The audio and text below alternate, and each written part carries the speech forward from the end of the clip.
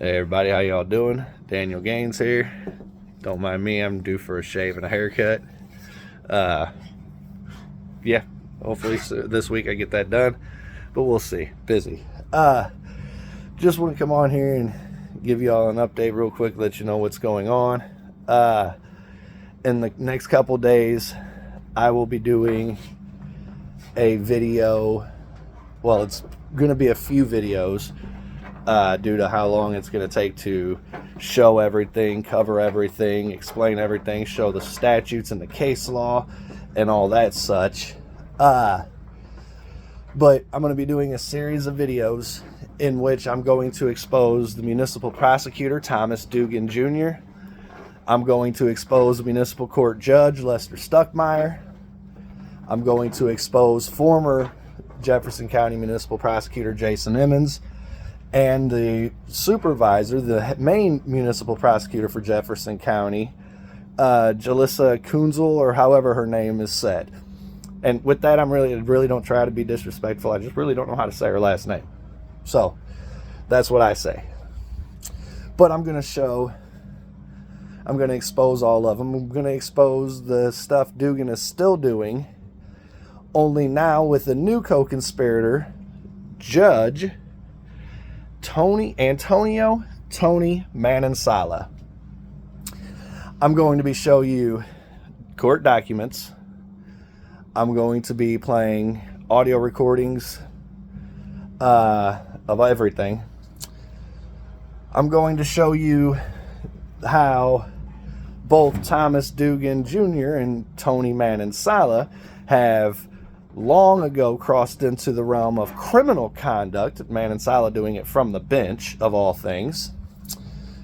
I'm going to show you the statutes and everything and prove it. As y'all know, I don't just say things, I show proof.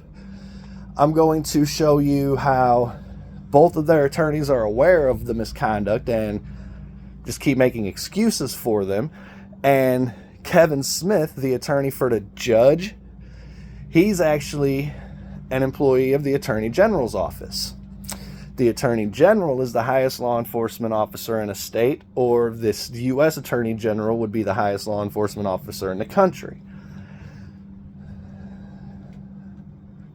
They don't care that these judges here in Jefferson County, Missouri, engage in crimes. Andrew Bailey simply doesn't care, and I'm going to show this. I'll be showing emails from Michelle Stallings, who is Kunzel, Dugan, Stuckmeyer, the bailiff that was in the courtroom for Stuckmeyer, and then Molly, whatever her last name is, the court administrator, court clerk for the municipal courts.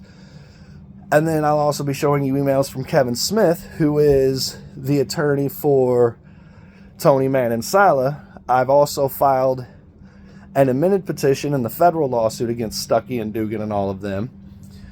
If that's granted, it will add the new stuff Dugan's doing. It'll add Tony Manansala to the suit, the judge. It'll add Judge Rathert from Jefferson County and Judge Mellenbrink, the presiding judge from Jefferson County as well. And then it'll also add attorney Michelle Stallings and attorney Kevin Smith to the suit as well. If the federal court denies my amended petition, my leave, then there's already a state suit pending against Dugan and Manansala. I'm trying to consolidate them to reduce caseload at the courts.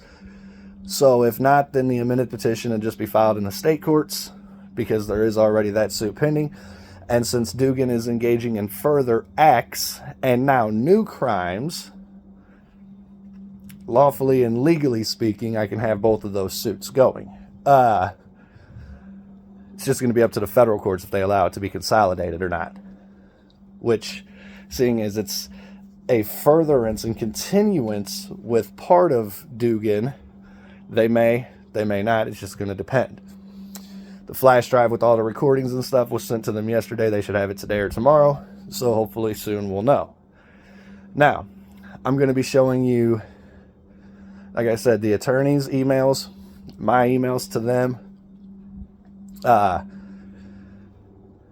I'll be showing you court documents. I'll be showing you proof of active retaliation and malicious retaliation from both Dugan and Manansala, who Dugan's known he was being sued since last year. Manansala's known he's been being sued since January 9th.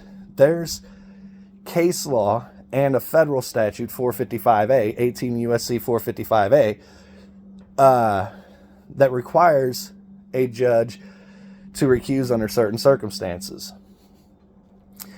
It's also a due process issue for a judge to recuse under certain circumstances, because the threshold for potential retaliation or misconduct because you of a personal bias or whatever is too high, then it requires a judge to recuse. Manansala has known about the suit since January 9th and refuses to recuse despite 3 motions to recuse. He's denied all of them, simply because he's got a fragile little ego and can't handle the fact that I called him out and sued him. Now, it's multiple acts of retaliation on his part, to include, I'll prove with an audio recording, within the first 30 seconds of the very first court hearing, he threatened to jail me until trial simply because I dared try to exercise my rights in a court of law. Get that, on court record, in court, I tried to exercise my rights, and he threatened to jail me until trial simply for doing so. But, like I said, y'all know I don't just make claims. Any of you who's actually watched any of my videos, you've seen that when I say something, I show proof. So, I've got an appellate court issue to get filed. That'll be within the next day or two, and then after that, I'll get all this shown because, well, quite frankly, a lot of the same documents and emails and everything else that are going to the appellate court are going to be shown in the videos. So y'all will see my appellate court filing and everything. Like I said, y'all are going to see everything. I'm going to post both all lawsuit petitions along with showing all the evidence that's been submitted to the courts. Everything. It's time these people get exposed. And I'm also going to try something a little different. Because this mess needs to be exposed, and because these people need to be exposed, especially those who are elected officials. This can't be allowed and can't keep being tolerated. So I'm going to do my best to keep my language in check for this series so as to not turn as many people away, because I understand my language can get away from me. We'll phrase it like that. This time I'm going to keep the language out of it, though, or down to a minimum as best I can. I can't guarantee anything, but it will be as limited as I can get it to be. But yeah, there's some serious shenanigans and misconduct and conspiracies and criminal violations of law taking place in Jefferson County. And nobody in Jefferson County will do anything about it. Nobody in the state of Missouri will do anything about it. Everything is going to the FBI. So we'll see if they do anything about it. However, I'm also, well, we'll save that for later. That doesn't need to be stated right now. But there's multiple courts that are going to be asked to address this stuff, to include the Missouri Appellate Court and the Missouri State Supreme Court. The federal courts have been asked to intervene as well. So, again, y'all will see all the filings from all the courts. So, y'all watch these videos when they come out in the next few days and tell me what you think. Am I just crazy again?